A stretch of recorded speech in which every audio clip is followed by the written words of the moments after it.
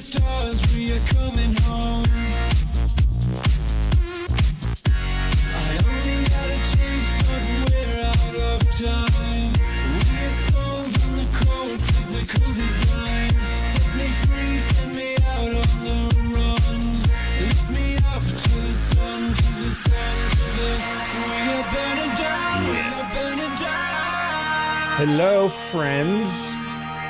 It's the way. Your phones are so loud. Day 2. It's been a long time. We haven't streamed in a very long time here. And I'm very, very happy. Mux Lux, frickin' bats. Hi, friends. Day 2 happy hour special editions. As somebody asked me, like, wait, it's not Friday. No, it is not, because I'm not going to be here on Friday. And then we all get on planes sooner rather than later. And I was like, I haven't even talked to Ada this year. I haven't talked to anybody. We did like a whole road to DEF CON last year, and I haven't had time, and I'm certainly not going to try to bother Riverside right now. It is way, way too close to 0 day. But welcome, my name is Danny Akoski. This is the Trimarc Security Happy Hour stream. You hopefully are watching on YouTube and or Twitch. If you're doing both of them at the same time, kudos to you. I don't know anybody that wants to hear my voice that much, including the people that live in my own home. Welcome. I'm so excited. I'm so like, I'm excited to always have guests. I like talking. I like talking to people and learning things, even if it's things that I'm familiar with. But I'm especially happy about having this particular human, this particular goddess of the goons here to talk about one of my favorite things. Freaking bastard, Danny, I like talking. Thank you. I enjoy talking. And I have Brandon's name up here, but apparently he's not joining, and that's fine because Ada is more than enough for me. Hi, Ada, how are you? You're very sweet, thank you. You are. That was quite the introduction. And it still, to my mind, does not do justice to the esteem in which I hold you. You are. So back from, hey, go away, dead mouse. I'm done with you for right now.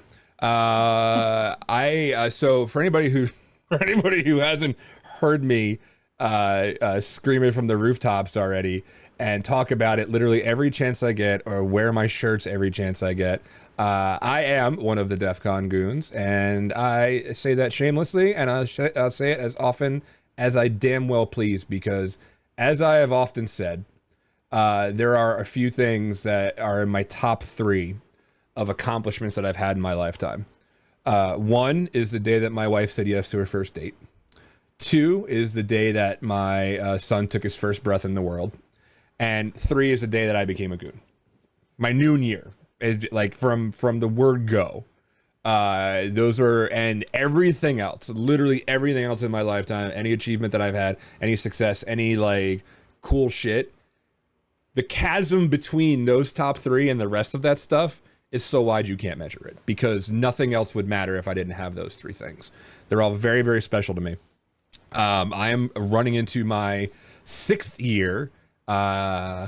Steve Reagan is here too. Steve D3. What's up, man?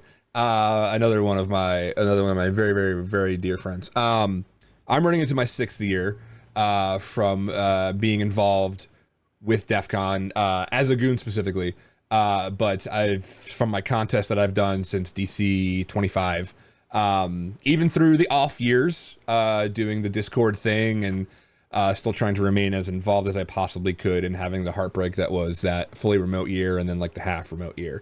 But we've been back for quite a bit now. This is the 3rd full year back for me, and I forget, when did you start the hotline, Ada? Which DC was that? Was that 26? It was 2018. It was 2 years before the world ended. Yes. So that's 20. That would have been 26. We had this will be our 5th year of running hotline. Yeah, because I remember the first 6th year of teaching hotline, because we taught in 2020. And then they told me that there wasn't going to be a DEF CON, and I was like, I asked the students, I'm like, you want to still take this class? And they're like, yeah. So okay, I guess we're going to still do this. Yeah, and And we absolutely, and finished the class. yep, and Steve confirmed that was 26. 26 was my so I originally had started as a workshop goon under Megan Wu, and then my noon year was that next year, and I remember when at the very end of the years that we had all ponied up, and if we had badges and stuff, and we were giving to the hotline members, because this is not. I mean, this is not.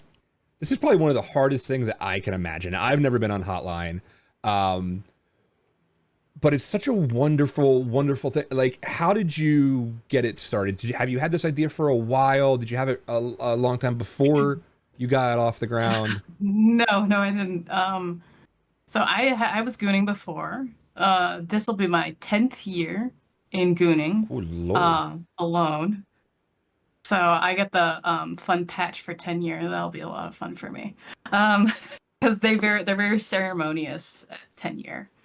Um, and I'd been doing it for 3 years. On my third year, we had an incident in which a woman came forward about an incident that had happened to her to a goon, and he didn't really know what to do about it.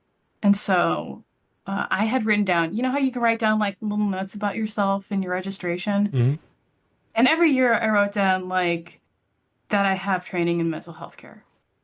And so they looked for me and they said they tried to find me everywhere. And finally, when they found me out, because I was getting off shift, and they were like, "Hey, we need your help with this." And the lady had already disappeared, because when you go through something traumatic, first thing is to seek safety. And so I'm sure she went back to her hotel room. Like, we looked high and low, never found her. I end up in this weird meeting because these are all like people that I think of as being much more important than me. In this meeting with like DT and CJ and Priest and all of the higher ups, right? But the only thing I really remember from that meeting is the nurse that they also had out there that they were talking to about this incident. And DT's shoes were very sparkly because I was looking at the floor almost the entire time. And they were like, how can we make it so this doesn't happen again? How can we make it so that it's easier to report things? Like, we have an email address, but people don't use it that much. And I think at some point in time, I was like, well, you know, I used to help run a suicide prevention hotline. Those were all regional. So like mine was specific to the region that I lived in. And I'd done that for 6 years.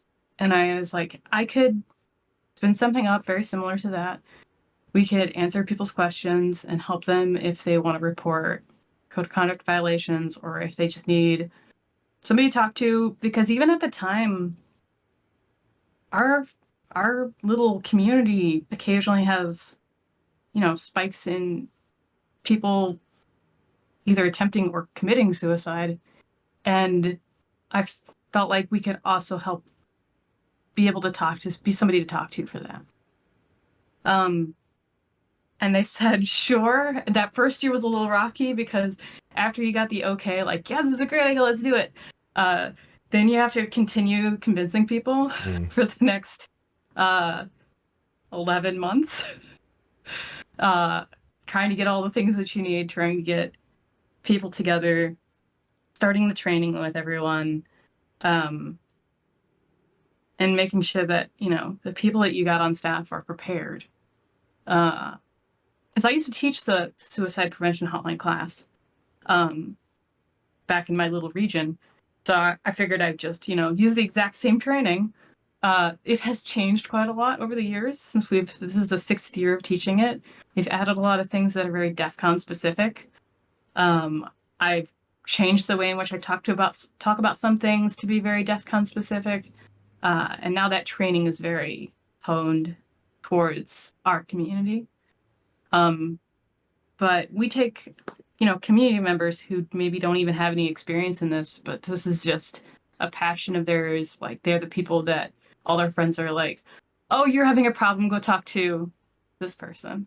And so we have a really cool group of people who are some of the most loving, caring people that you'll probably meet at DEF CON, who answer phone calls and help people with all sorts of things.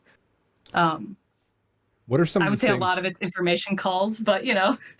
Oh, yeah. So you're getting, so people think that the hotline is like, where's the Blue Team Village? And that's fine. I think we do help those people most of the time. I think the rule has always been if we get too many of those, that like maybe tell them to go ask an info desk, because they're very knowledgeable about those things. And we're only kind of knowledgeable about those things. By the way, if there's anybody that sees this, rare, but if they do, and you work an info desk, I pledge my undying fealty and loyalty to you. I send so many people to info desk, and like, I know a lot by about day 2 of the con. This year's a little different because we're in a different location. It might be weirder, but I had Caesar's forums on lockdown, so like I could usually push people there, but usually go to info desk. I owe them cakes and cookies and like whatever that they want. What are some of the things you had talked about when you go through your training that are DEF CON specific, that like you wouldn't in a normal training like this, that like what are some con specific things that you have? And again, I don't know how private the training is. You don't have to give anything away if you want to keep that privilege, but like anything you can talk about that's DEF CON specific. So when you work at a suicide prevention hotline, you don't know where that person is. You're not in the same location as them, right? So it's not like if somebody needs help, you can send help, right? That's not a thing. Right. You can try to figure out their location and try to send usually 911. That's about it.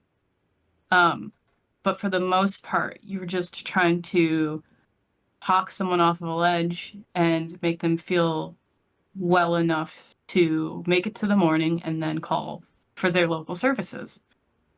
But for DEF CON, if someone has broken their leg, we can send goons, right? Like it's a different kind of thing.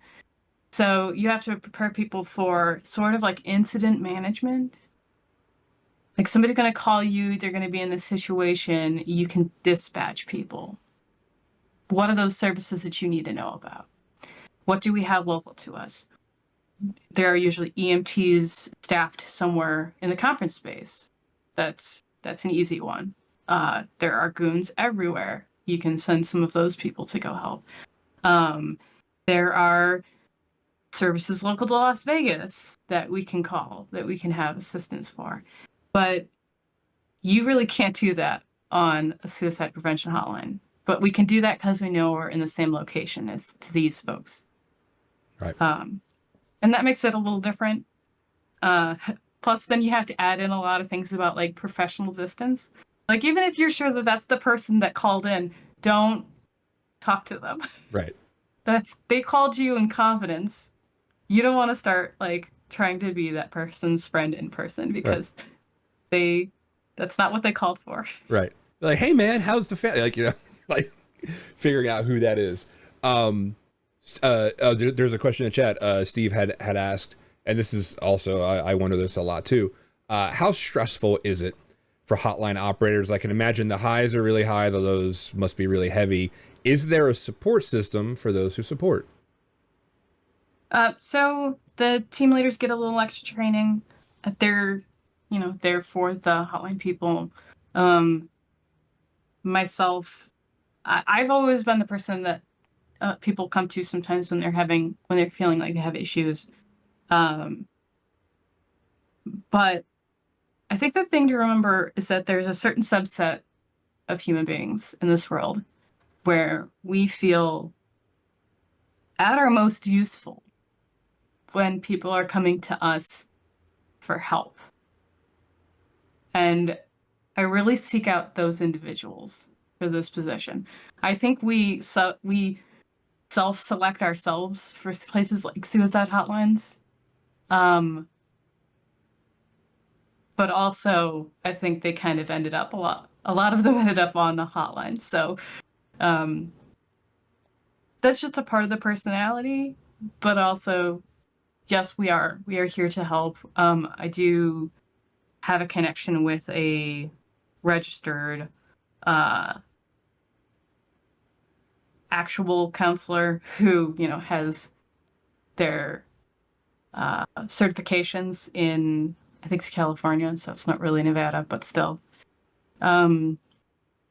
Because my background is not clinical, so my background is experimental psychology. That doesn't really help. I can like observe you and know things about you, but like I can't help. I'm not that kind of doctor. Right.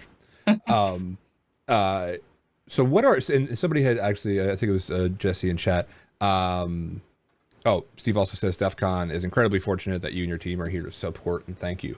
Thank you. And yeah, it's, there's no way to like overstate that.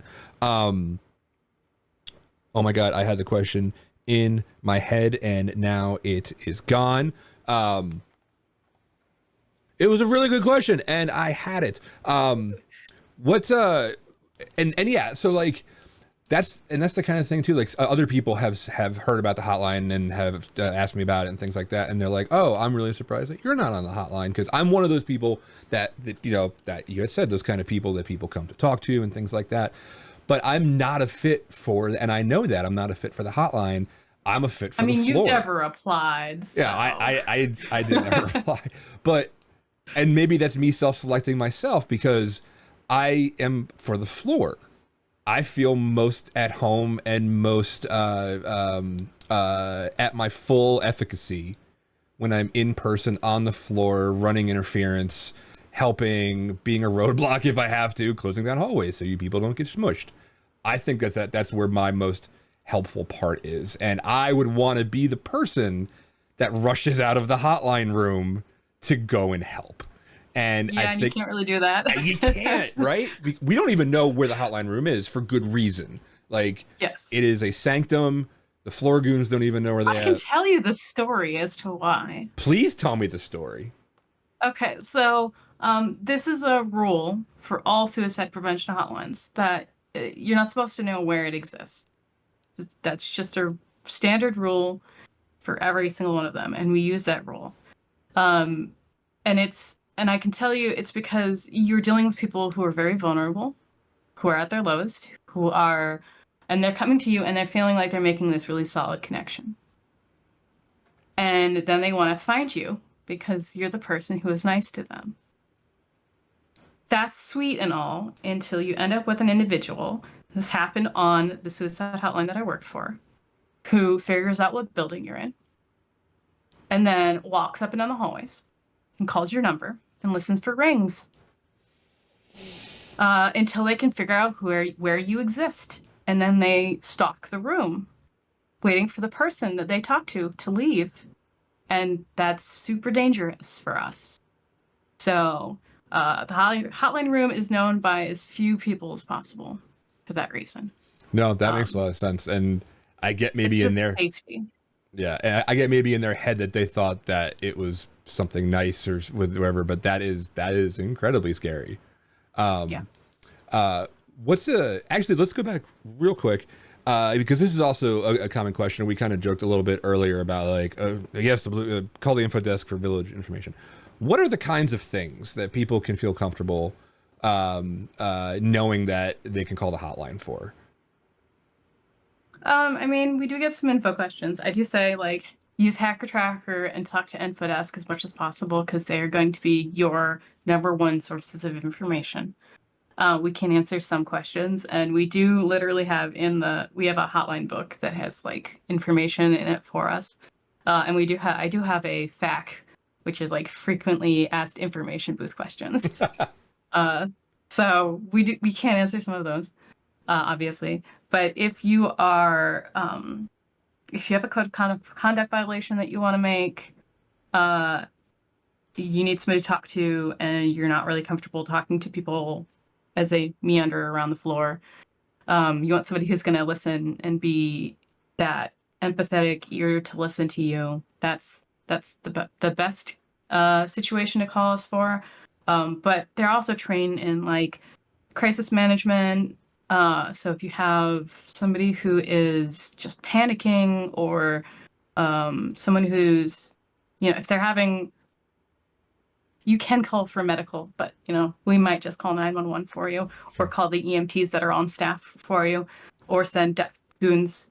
If you don't see a goon and you need a goon, sometimes that's useful. They are trained all the way up to suicide prevention. So if you're feeling low and you just need somebody to talk to, or feeling out of place at DEF CON and you just want somebody that will listen and say, hey, I know where there's a Lonely Hackers Club, or where you can go meet people who have your same interests, or whatever that is. I think they're really good at those kinds of things. Yeah. So, or things like we had on yesterday with Jen from Sober and Cyber. If you're feeling kind of overwhelmed and like you wish you had a place to go, and if your people know about that kind of thing, what's Mux in the chat had asked, what can you say, like what an average amount of calls you usually get? I would say that changes every year. Changes every year. Like the first year we didn't get very many. And then the second year we got a lot more because people suddenly knew we existed. And that was mostly a matter of like people not knowing that this was a service yet. But slowly everybody kind of got to know that we were there. And then 2020 happened and everyone kind of forgot about us again. Sure. And so we kind of had, and I eventually looked at the logs too about that, because I was like, it felt like we had a lot less calls, but apparently we didn't have the same amount we had in 2018. Still, when we came back, we had slightly more than that. These days, I forget the exact numbers. I have them written down somewhere. I would say we get, last year, I would say we would have gotten about 40 to 50 calls a day. Which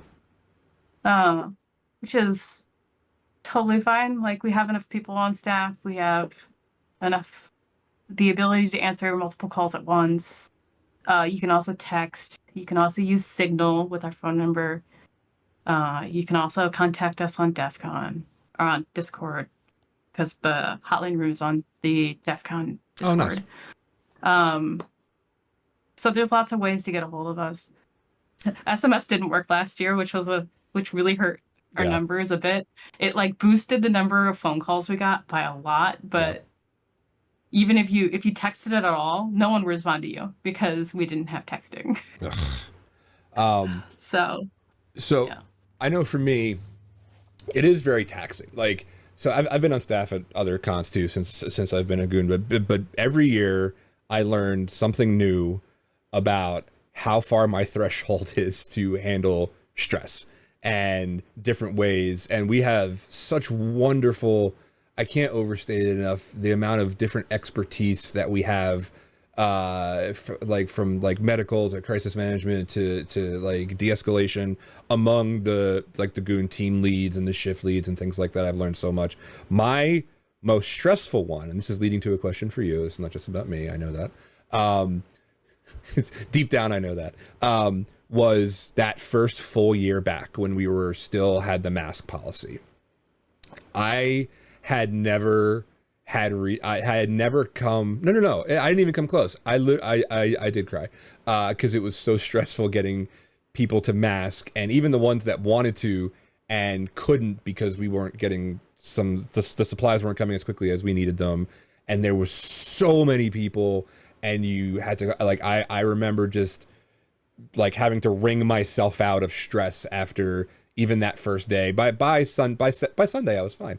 How do you stay motivated through the con? Because this is not only physically taxing, I imagine it's incredibly mentally taxing, even at a half that pace of 20 calls or whatever. How do you stay motivated and above water?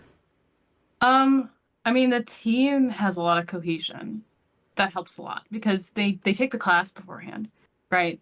And they have to take the class every 3 years, but then there's practice too. So like there's a fraction of the team that is taking the lecture section. but then everybody comes back for practice. And the people who are there, when everybody's there together, you kind of get to know each other a little bit, right? Like, you're working on understanding what kinds of questions we're usually going to get. You're getting to know each other a little bit and your personalities. But then you're stuck in a room together for 8 hours, right? Like, during that time, you usually get to know each other pretty well. And so that team cohesion is really big. I think that keeps a lot of them motivated because, you know, we have the chickens, right? Oh, I'm aware. Somehow Hotline decided that their thing is like little ducks, like Oh, these that's guys. cute. And they have like whole mythologies about rubber duckies now. Because they like one team will set up an elaborate display of duckies, and then the next team will come in and be like, "What happened?" So it's just kind of like a weird, fun thing that happens over time. But I think that helps a lot because it's not just you, right? Right? It's you and your whole team. And everyone is kind of there for each other and supporting each other and making sure that even if you do take a tough call, right, you have somebody to talk to right afterwards because you're talking about that call immediately. They do have confidentiality rule, like if they tell anybody about the calls that they're on, they will. And I have removed one person for this, for talking about a call outside of the hotline room. But they can talk to each other about the calls, right? Because they're all under the same confidentiality clause. So they talk with each other about how things went. And I think that support system that's there for them is really good. Like, we are a support system for the community, but we're also a support system for each other. Right. For me personally, I have done a really bad job of caring for myself during DEF CON, especially that first year when I was on 24/7, because we were such a small team. And so and we didn't have team leaders and we didn't have people in charge. It was just me. And so I was working from 7 a.m. to 4 a.m. with like 2 hours of sleep. I do that a lot less now. Usually I leave, for the last few years, I would leave like night shift up to themselves a little bit. And a part of that was just like, we get less calls on night shift. Things happen to people at night, they call in the morning. Right. Right. And a part of that was just like, I can't do all this. I have to do a little less of some of it. So I kind of stepped away a little bit more during the night.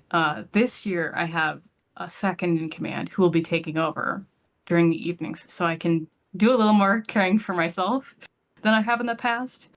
But I do find that the team's very supportive. If I have to do tough things, but also, like I said, I'm one of those people that like I feel best when I am being helpful to other people. And so it's a little bit of a mood boost just for me to be there trying to help people who are in crisis to get to a place where they feel not like good, not better, but okay. Right. Again. Better than they were for the reason that they called you. Yeah. At least safe, and like someone listened to them. And so those things do keep me motivated a little bit on their own. Yeah. Mine is and it's actually it's funny that we talk about this because I was supposed to have a noon, which by the way for people who don't know is a new goon, because we bring new people in all the time and we nominate them and we come in, and he ended up having a conflict, something at work or whatever, and he had said to me, he goes, oh, I really wish I could make this case to my CISO or whatever, because they don't really see the whole value. They just see it as hanging out at con or whatever. And I was like, I will happily write your CISO a note for you because, and I feel so passionately about it, it is so much more than I had ever imagined as just a regular attendee of that group care for each other and being, and I'm exactly like you, Ada. I find my best moments of being there for other people. Like it could be end of shift, 14 hours later, but I don't care if I'm getting off. You need a break. You haven't had a break for a while. I am now energized giving you that break. Like I need you to go sit. And when I have my moments, and obviously there long enough, I've made friends and close friends, and they can recognize like, oh, Rando looks a little rough. Like here's a little bit of like a shoulder rub, or like, hey man, you okay? Here's a thing of water. Like it's the constant looking out for each other, and which is the only way that this or the hotline or anything would be able to happen, because one person alone will just fold in on themselves. But having that group to like really share that load is so important. I've carried that lesson from the 6 years I've been doing this to other business teams I've been on, jobs that I've had. I've never had to manage people quite yet, but like still reaching out to other teams going, hey, you okay? Like the other thing that I really, really like is, and I learned this, one of the first lessons I ever learned, and I carry this with me everywhere, of never assume somebody knows something important that they're supposed to know.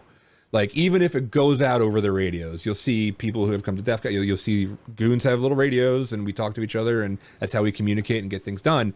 But just because it goes out over a radio, that next goon you see, hey, did you hear that thing? It was an important thing. And then they go tell the next person. You can never have too much of that. And I carry that everywhere. And it's amazing at how often that message that people are supposed to have heard didn't carry. And they're thankful that you told them that. Like that's part of that support system. By the way, Mux in chat asked if that little duck you held up, is that a resin duck? Yeah, I got them online, but they're little resin earring ducks. Yeah. She started making resin ducks in 2018. And she had said she'd been doing this in 2018 and ever since, and been yeeting them at people and goons. Find her at DEF CON. Oh, by all means, if you have little ducks that you want Hotline to have, we will take them.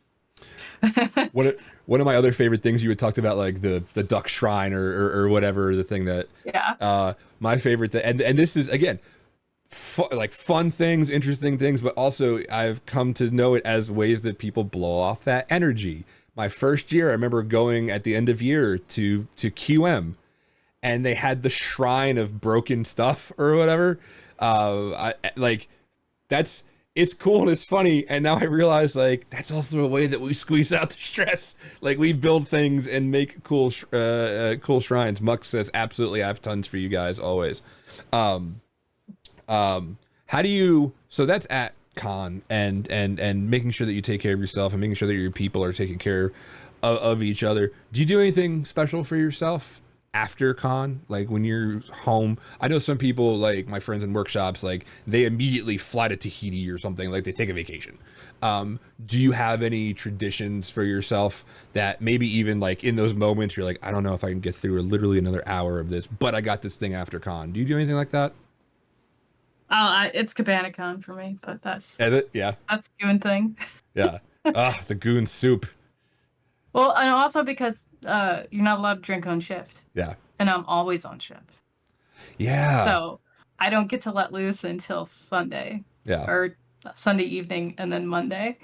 So that's my time to chill. There's another story that I had just thought of, and it was, and just when I had thought that I had learned, a whole lot, and I was like, oh, I'm getting kind of good at this thing. It was kind of like where my duties as being on floor, and maybe this is like something hotline-esque that also happened. I was there to witness this person I had never seen, and imagine trying to deal with this, right? I'm talking to everybody else, not you, Ada, because you don't have to imagine this. You've done this. But imagine like only being able to be on a phone with somebody I've never seen a legit PTSD episode before. And I can't, like, I was frozen. I was absolutely frozen. And luckily there were other goons around me that were very skilled in that. And it was goddamn work of art to watch it happen. And I feel better as just, if I was a regular attendee, as somebody associated with the con, knowing that these goons exist. They were so good and so professional, and were able to calm this person down and give them water and talk to them, not just in a soothing way, but in a very targeted, specific way to make sure that they felt as safe as possible.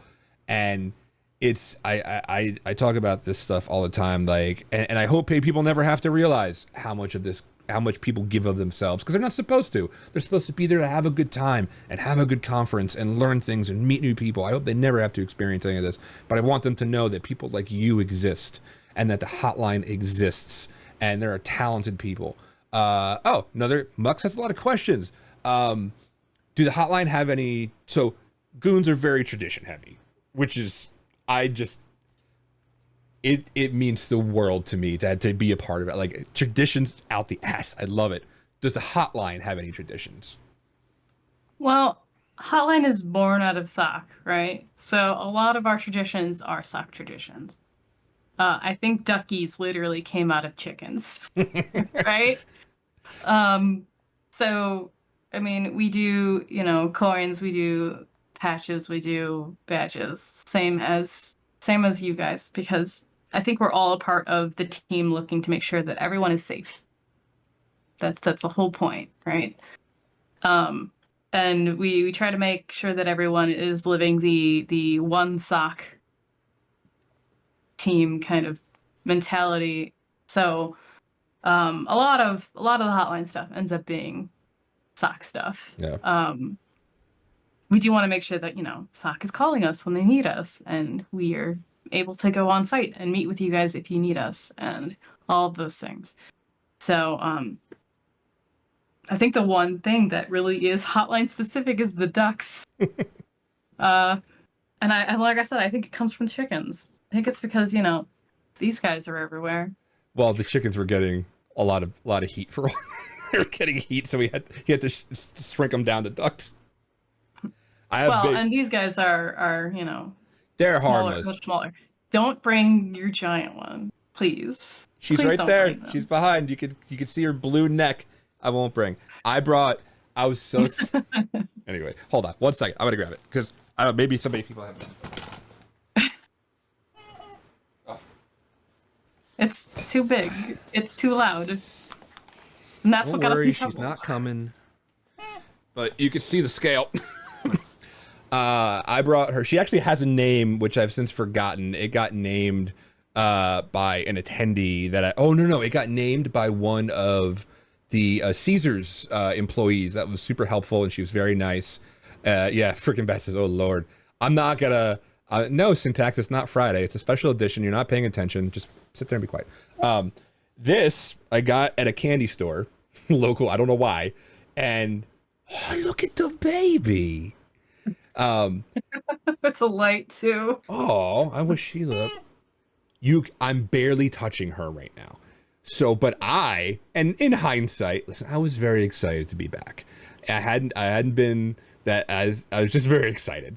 And this is also a good crowd control, like directing people. Shh. No. Oh, all right. Anyway. Doesn't know how to be quiet. No, doesn't And that's know. the problem. And of course, people were just like rabid, and I was squeezing it, giving big long down the hallways all weekend. And I thought it was fine. There was a couple comments on Reddit, like the goon with the chicken was a dick, and I was like, I'm just trying to have a good time. And It's just so loud. Just so loud, and it didn't help that all the other goons were just like, yes, let's make it louder. Let's put a bullhorn in front of its mouth and make it even. No. That was Civiac, I think, that did that. And then at the very end, of con, I was getting off shift. I was headed back to the SOC. I was done. And I see Nikita. And Nikita is at she's at the info booth. Luckily, thank God, like her and I had been friends for a few years, so like this wasn't as bad as it could have been. But she was sitting doing info booth duty at the bottom of the escalators in Caesar's Forum. She's like, Randall, come here. I was like, Nikita, I hadn't seen her really all year. And she looks at me as sweet as she could possibly be. She goes, I haven't seen you. I miss you. I do love you. But if you squeeze that thing one more fucking time, I'm going to beat you to death with it. Put it in the sock. And I was like, you gotta pause. And then that was when I realized the cloud in euphoria had kind of lifted, going, maybe this thing is obnoxious to some people. It's just too loud. It is, and I was, but whatever. So yes, I will keep her at home, and she understands. She knows she's not everybody's cup of tea. I feel like this guy is still still a little loud, but not nearly as loud. No, and I have one. Last year I had one. I had definitely not as loud. Yeah, I had that. This guy is almost impossible to use. I have a bunch of the middle ones hanging in my barn in like nets. But no, even that guy right there that you just had, I had him hanging as like a badge, and that was fine. They're little chickens. This guy doesn't hang. This guy doesn't hang so much. Blue chicken is in timeout. Even Mux is like, oh my god, I remember that blue. So anyway, that's that. Well, Ada, I started this show singing your praises, and I have not stopped, and I will never stop, because you're one of the first people I ever encountered on my noon goon journey, and you have had a profound impact, not just on me, but I hope you realize it, and I hope you're told this enough, of the profound impact that you, with your idea to do this, has impacted the biggest hacker conference in the world. Thousands of people, even if they don't call you, even if you get a fraction of those calls, these things, and I know that you know this, but I'm going to say it anyway, the effects ripple, right? Those are felt for a millennia, because the person that you helped and now hopefully is still around and can help other people, and it goes and it goes and it goes. That's you. It's you, and it's your team, and it's the most special thing that I can possibly think of for this wonderful, wonderful event that we call DEF CON. Bats, second time, I'm sorry I missed your question. To close this out, how can we best support the hotline and the hotline team members? What do you need from us? What can we do? I mean, I guess for me, it's always about getting the number out. The more people we help, the better work we can do. Mm-hmm. And so, I mean, it's always been a struggle for me trying to get the number out. We always had stickers. We always have postcards at the info booths. Last year, they claimed they were going to put a business card in every single packet. So they bought us 30,000 business cards. And then they decided they weren't going to put them in packets. So I got 30,000 business cards that we started putting in the bathrooms so that people could grab them there. We still have a lot of those from last year. Yeah. So we're going to do that again this year, but in chat, we're just trying to get the number out there as much as possible so that people know that we are here to listen. We are here to help people. Is there any way to get involved? The number involved on the badge at all that gets made, or is that a whole nother? No, they won't do that. They won't do that because then also people would think we were a contest. Yeah. You put anything on a badge that people have to unlock and mess around with and get to blink and stuff, they're gonna think it's some kind of flag. We did get several messages last year of people asking if we were a contest because of the cards in the bathroom. Oh, really? And it was like people, the hotline folks were like, "Can we get people to not call us about this?" And I was like, "Don't worry about it. It's fine. It's fine." Well, okay. So you heard it. This is the way. This is get the number out. I assume we're gonna have stickers in the sock that we can hand out this year. Yep. Okay. Goons always have stickers, and Info Booth always has postcards. Mux also asked, "Can you sign up as a goon to do this?" And I always tell people, because I can never remember who's asking, if you would like to be a part of Hotline, to message me in February when I start doing interviews. I usually put out a call in February on Mastodon, and then I send it to you, and you post it to your many, many, many followers, since I don't have that many, many followers. And then, that goes out and people can apply. There's an interview process and then a selection process, because we don't have that many seats from year to year. Yeah. This year we had 3, so. It is the one thing that I try to use my paltry platform, like my play pretend platform on Twitter to do. If I could do any good, I will use it for that. Actually, I have a friend of mine who has.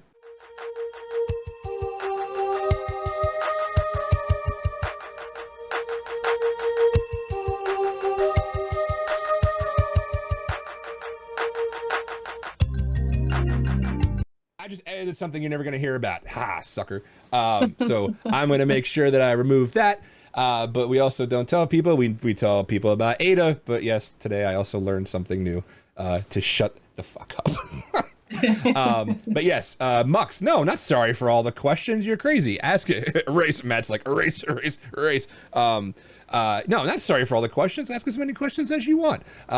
But yes, I'm going to put it in my calendar. I have calendars of like when certain things happen, and which if people didn't realize it, this thing is planned. Like everything about DEF CON is planned the entire year long. Like by the time the closing ceremonies happen, they've already been planning for the next year. So training starts in March, and we train for 5 months now. It is an elaborate situation. I mean, it's an hour a week, but still, you are basically saying that for the rest of the summer, you're going to hang out with us.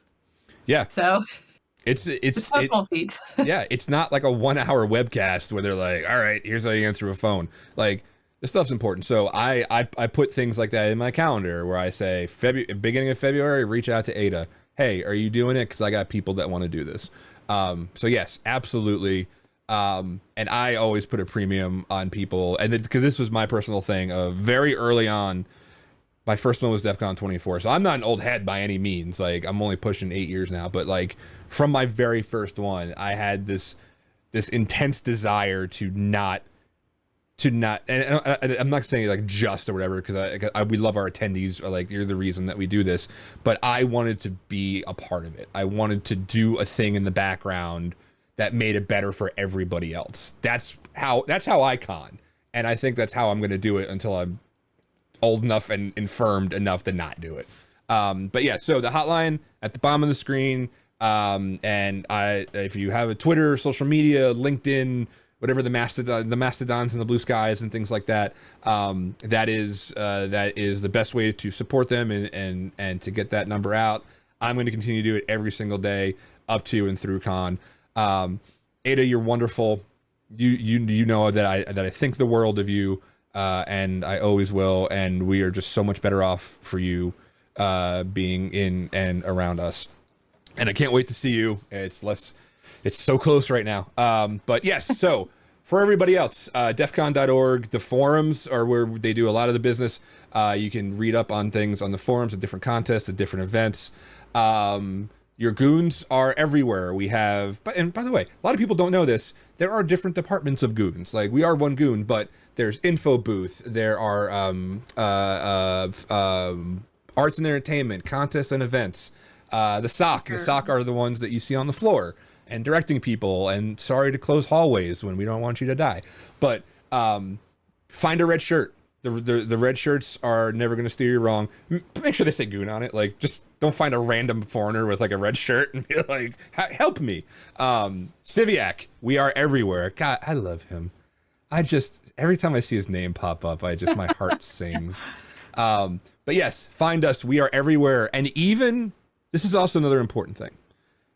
Even when we don't have a red shirt on, but you know who we are, find us. Ask us, because we'll find a red shirt for you. Always be gooning.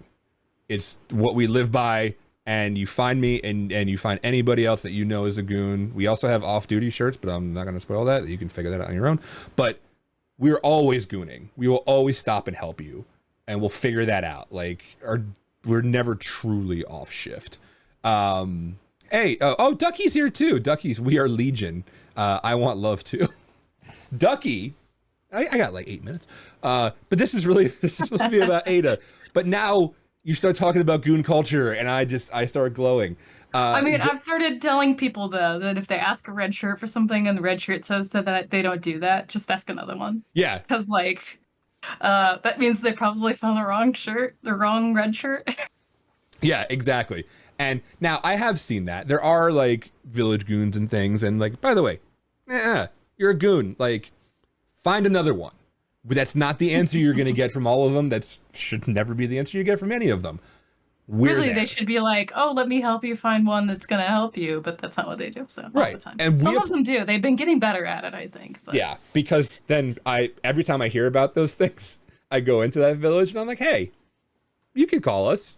I'm nice. You can call us and ask us. Like, tell it. Like find one of us.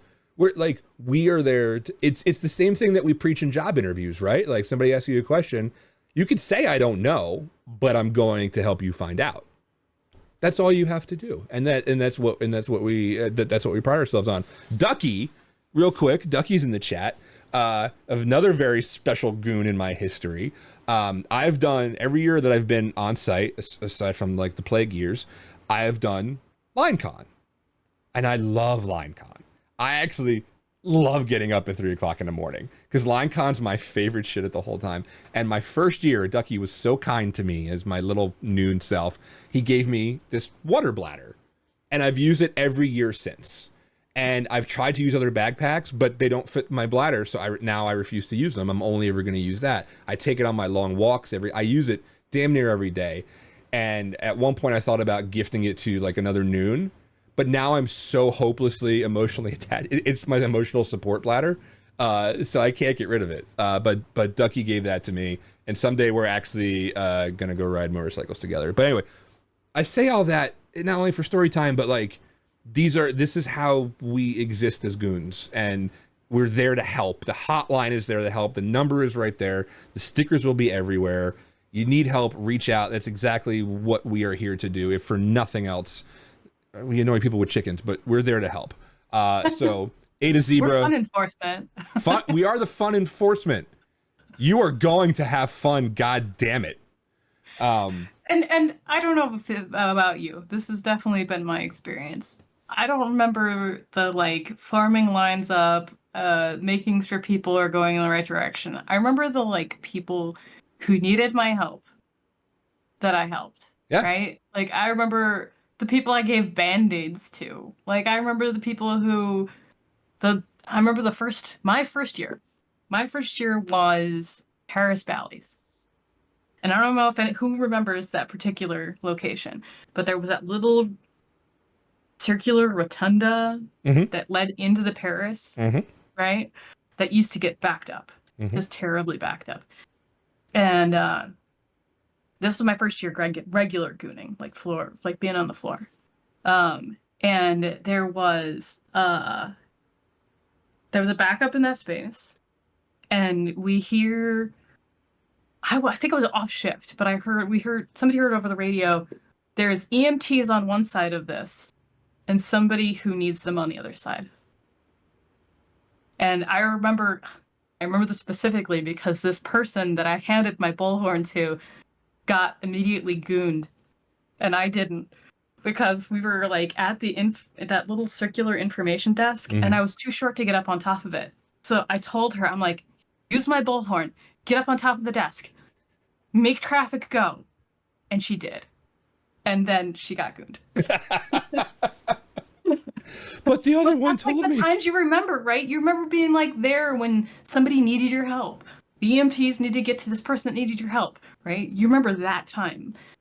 Yeah. You don't remember like every other time you had to clear out that space.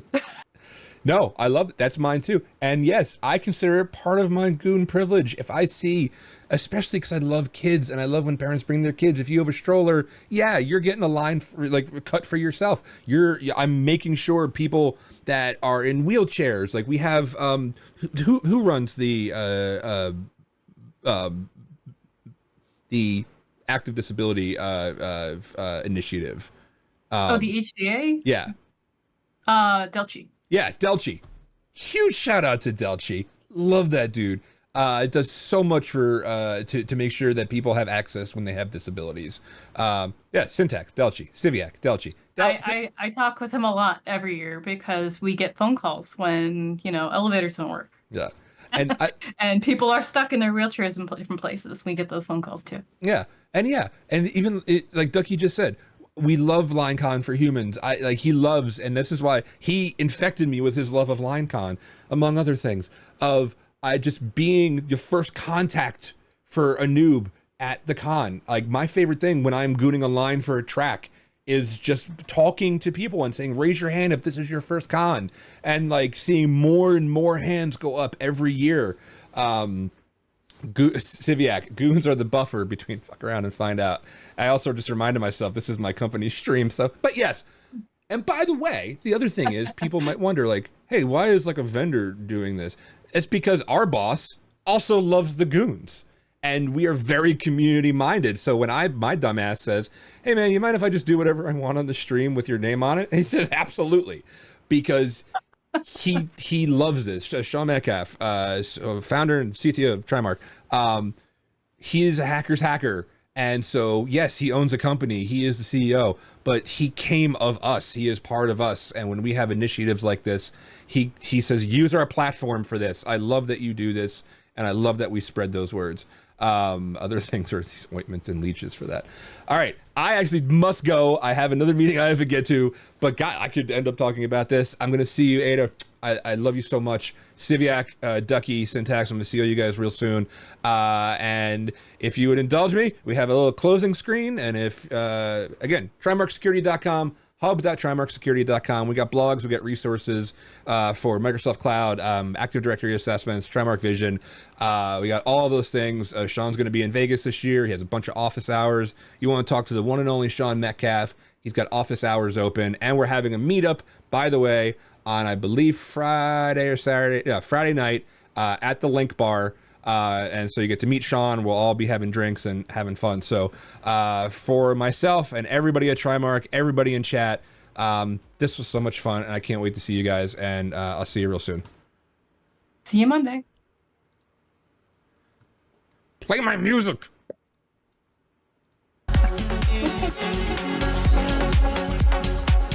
This is where I leave the mics hot and complain about how my music doesn't play because I'm trying to make this good.